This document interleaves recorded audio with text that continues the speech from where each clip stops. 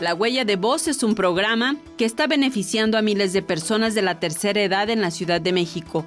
Lo impulsa la Secretaría de Finanzas. Su objetivo es que este sector de la población reciba los beneficios de los descuentos en el predial y a su vez se les facilite el trámite. Utilizamos la biometría de voz. ¿Qué significa esto?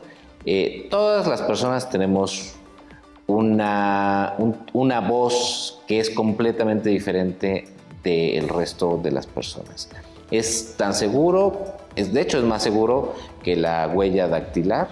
Evitamos con una simple llamada telefónica que tengan que venir a las oficinas de la tesorería, que no se desplacen, que no gasten, que no se muevan. Simplemente con una llamada de voz dicen una frase e identificamos que es la persona que decimos que tenemos grabada y con eso puede obtener su subsidio o su beneficio en cualquier momento.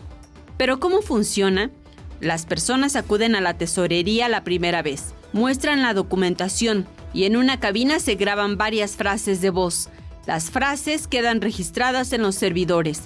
En ese momento se le da el beneficio a la persona y el siguiente año llega el descuento en su boleta. Esta grabación de voz tiene una duración de 2 años y al tercero, lo único que tiene que hacer el usuario es llamar para que se verifique su voz y con esto se aplique su descuento. Tenemos un universo de aproximadamente 90,000 personas que reciben este beneficio, de los cuales ya están inscritos en el programa de huella de voz alrededor de 78,000, 80,000 personas. La inmensa mayoría ya está inscrito en el programa y ya no tiene que venir a las oficinas de la tesorería para renovar sus beneficios.